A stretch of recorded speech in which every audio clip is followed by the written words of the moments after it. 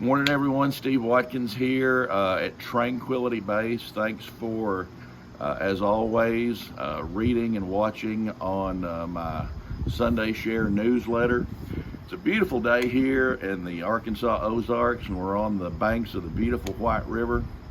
And it's a special weekend because Miss Dana and I have as our special guests this weekend my old friends from my hometown of Monett, Arkansas, Kent Cullum and his friend Carol Carley. Kent and Carol are high school classmates of mine way back in the 80s. We grew up in Monett together, and Kent's a little bit older than I am, but we have something else in common because we grew up out in rural Arkansas hunting ducks on the St. Francis River. Now, Kent went a whole lot further with that than I did, and I'm happy to have him here this weekend because he's doing something really special for me. But here's the deal. Kent is three-time world live duck champion. Nine time altogether. Three-time world live duck calling champion. Now, you may be from somewhere else in the United States or somewhere else in the world, but duck hunting and duck calling are a big deal in this part of the world. And this is something that Kent has studied over the course of his life. And you know, everything out there, there's somebody in the world that's the very best at it. And when we talk about calling ducks, I am sitting with the man who is the very best, probably, in the world. And he's an old friend of mine, and I'm so happy to have him here. And I'm going to ask him a few questions. Kent's going to just hand me the phone. We're not going to be fancy about this. Kent, welcome to Tranquility Base. Thank you, Steve. I tell you, I am so glad that you invited us up here this weekend. As you can see, Steve is right here on the river. I told him it's going to take a while on this duck calling stuff because I tell you, it's just so peaceful here, and I thank you for having us. And Steve is not only a writer, he's a fantastic cook. I tell you, ain't no telling how much weight I would gain if I was here, but I'm just excited to see you, and what a great weekend we're having. Kent, how'd you get started calling ducks? And tell me about growing up in rural Arkansas and how you got interested to get where you are today. Well, you know as well as I do, where we were growing up, we're right by the St. Francis River. We were next to Big Lake, 10 miles away. And as kids growing up, you played basketball, baseball, softball, and duck hunted and fished. I mean, that was just a tradition. And we hunted in blinds on the St. Francis River. All our dads would take the young kids, take us all duck hunting. And I'll never will forget my first experience. My dad had a grocery store, and the first time I ever went, I'm standing on soda case, or I got milk cartons. They used to have 4-gallon jugs of milk and a thing. I got 2 of them, 2 soda cases, standing up in the window. It's a beautiful sunshiny day like today. The wind is blowing out of the southwest. Ducks are always going to come into the wind. We had a great channel blind, but they have like 150 ducks that's calling in the air. They're calling. My dad and Lloyd Bibbs is calling at these ducks, and I'm just this young kid, just wanting to take it all in. And I'm looking in the sunlight at these ducks that are working, and they're calling. These ducks make a round, and they come in about maybe 20 or 30 of them, and they just like hovering around, and like, oh my God. It was like the most beautiful sight in the world to me that I cannot even describe. And they kept talking, and the ducks go on, and they all come in. So I've been hooked ever since. I mean, its first experience is probably is what will sell it for a person. If you go get wet and don't see any ducks, you're gonna think you hate duck hunting. But duck hunting is so beautiful, and it's just been a passion ever since. And so, and it's something that you've actually been able to make a livelihood from. Yes, after quitting every job I ever had because I had such a passion for it, the Lord blessed me with the talent. But I cared about it so much that I would hear them. I bought every record, every tape that I could get, and this is a hell call, this is a quack. I heard ducks doing so much more than that, so I had my dad to buy me wild mallards, little ducks, little baby ducks, and I raised them. And I would have them all in my lap and listening to all the sounds that they make. I would sit and drive to fields, refuges, sit and record and listen over and over. So they were the ones that I learned from, all the different sounds. And I just love it. So just like some people have studied engineering, just like some people have studied medicine, or the law. You have studied at the finest level the life of ducks. Yes, I try to put, when I'm hunting, I literally try to put myself, I try to think like a duck and do like they do wherever they're at. I mean, there's different scenarios, but I try to do exactly like what they're doing where they're at, and they'll do different things and different calls in different places, different things. And so at a certain point in life, you were a very sought out guide for duck hunting, and you engaged in that pretty heavily. And you still do it some, and I know you call for a lot of people all around the country, really. But your business has evolved. You are a duck caller manufacturer, and you sell probably some of the best duck calls in the world. Yes, I'm saying this world and generation is changing. There's all different type of calls and things, but I know that what ducks will respond to, and I am so particular that I can't work on a car or anything, but I can take a duck call, and if something's wrong with it, just this little, all the sounds come from the insert. I can tell you what's wrong with it. I hand tune every call. My calls have a lot of back pressure, and they make realistic sounds, and that's the most important thing. Whenever you're calling at ducks at a long distance, you're not going to sound like it. It don't really matter. All you're trying to do is break ducks, but the most important part of calling is finishing ducks.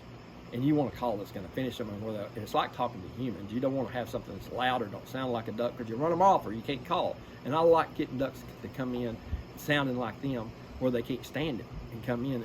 It's just the part that I just love. It is something that is truly in your blood, isn't it? Yes, absolutely. Too much probably, but.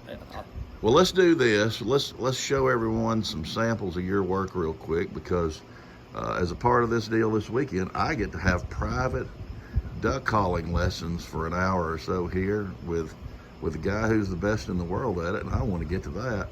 Kent, let's imagine a couple of scenarios. We're in the blind. Let's say we're on the river, and they're way out front. We're going to try to call them in. They're way out there. Okay. If we're sitting here and you can see in the background, way off, there's ducks that's flying high. What I would do here, and I want you to understand this. A lot of people that blow a hell call, they'll take a call and blow it and bring the call all the way down. That's useless.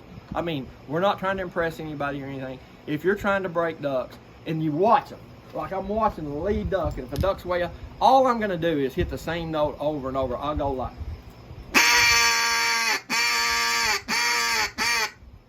4 notes or something, and I'm kind of watching to see if they make any kind of movement. If they hadn't, and then I'll come back again a little more aggressive.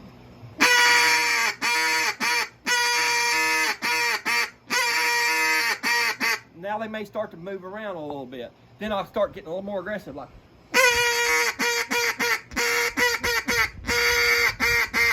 So they start kind of turning, and they start coming our way and start to break, and we won't go into all that. But that's just trying to break them. All they can hear is that quack way off. And once they start coming across that river, you're going to do longer calls of versions, and everything comes off cadences. Like I'll do a few different cadences, like they broke and they're coming this way. Here's just a little sample of some different ducks, like.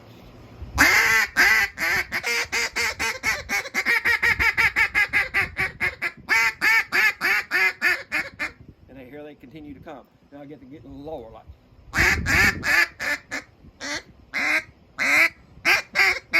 That's one hen, a fine hen, and they come back with a. And watching them all the way, and they're going to let you know what that. You can tell sometimes they may come in the first pass, but you don't want to be in the sun. But a lot of people will call ducks and they'll have their head down and not even know whether. You need to watch ducks, and but that's a scenario and doing different things. But that's how I would break them. All right, you've got those ducks' attention now. Let's say they're working your pond. All right, they're working ducks. You can tell they want to come in. What are you going to do? Oh, I'm so glad you asked this question, because so many people don't do this. This is my favorite part of calling. They have done broken, they're working, and they're going to come around. This is the beauty, folks, right here. And I call it ha-has instead of just cadences when I say ha-has. When ducks are sitting on the water, whether they're on a river, in a field, or whatever they're doing, and they have been sitting there for a little while and they're happy and content, ducks are always getting a drink, picking themselves, and there's no rhyme or reason how they'll do it. So now they've got in close, and I'm not going to blow them out or anything, and you can do a lot of little aggressive ha-ha call. Now they're coming around. Now I'm going to be these happy ducks on the water and go to some little short quacks and little whines and stuff. So now they're coming, and they're kind of coming around. I'll go like.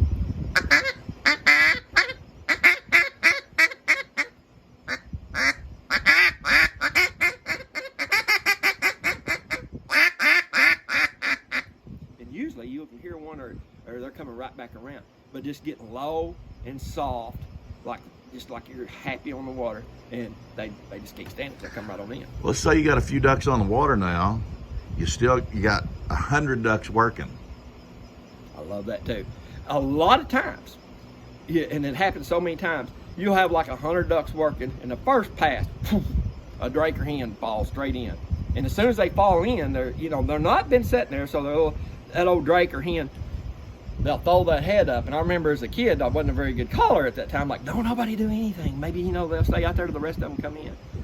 But now, I've got calls that sound like ducks. I can settle them down. So whenever a few hit the water, and this is why that you want to call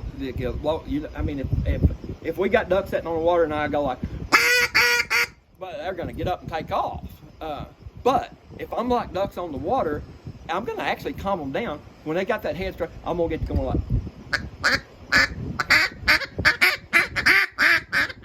and you can watch the ducks start settling down, and I really like it when old hen, she'll call.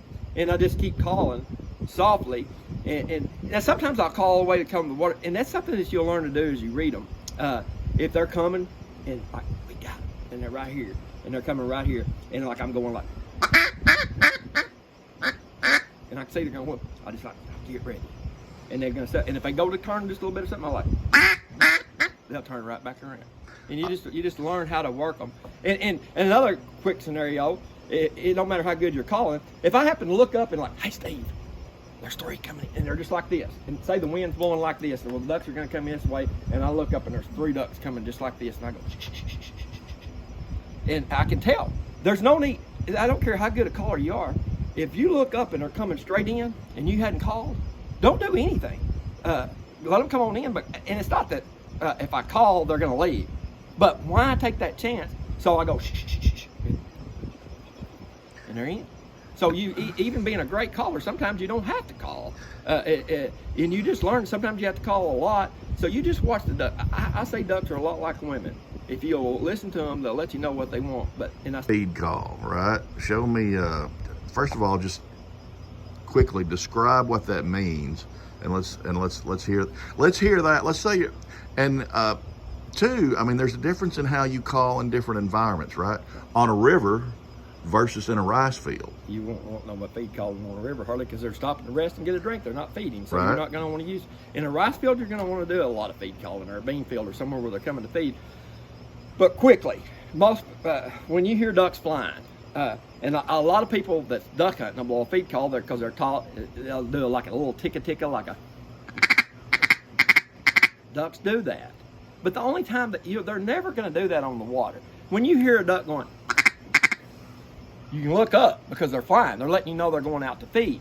So what I do, and a lot of people say that, well, Mr. Ken, I can't blow a feed call, my tongue won't move fast enough. A realistic feed, you're never even using your tongue. Ducks make guttural sounds. But I use what I call a long distance feed. Ducks are way out over the woods, they're coming to the field. And what I call like a refuge feed or a rolling feed, and I do like a tugga, just throwing ducks in, and it's a tugga. It's not a hard guttural, even though they make guttural sounds, but at a great distance, this will sound like ducks, way off. And I just get to just roll up close, it won't, but I get to going like.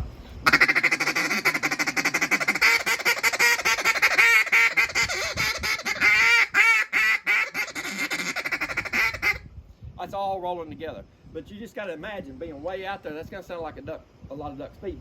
And now they continue, and they're coming, and they're coming, and they're coming. But now they've crossed that river. But that's a long ways across the river, and they're still coming towards us. But they start to where they can start to hear the sound better. Well, like I said, ducks actually feeding on the water is going to make guttural sounds, but they're still out there a pretty good ways and blowing a duck calls like a human. I'm going to go to a hard guttural feed. And where I was doing the rolling feed, like tugga.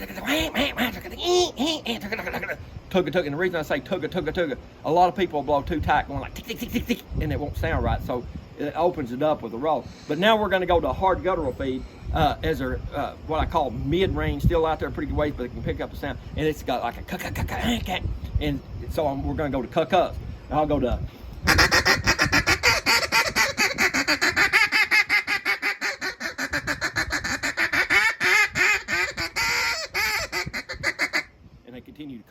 Now then we're going to start letting up. And when ducks actually get in close, your realistic feed calling, you're not going to be doing a whole lot of feed calling because the duck actually going feeding on the water. They cannot keep from going like. So your realistic feeding, and I like to call it like 1-3-1, like because if you just sit there and go like, that's a little monotonous and not really a good true feed. So a duck actually picking up rice or beans or what, they'll be going through there going, and it's just like.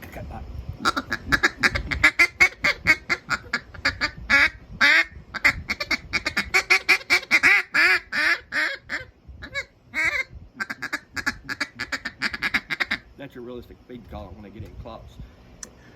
Well, ladies and gentlemen, you have just heard duck calling from one of the very best in the world.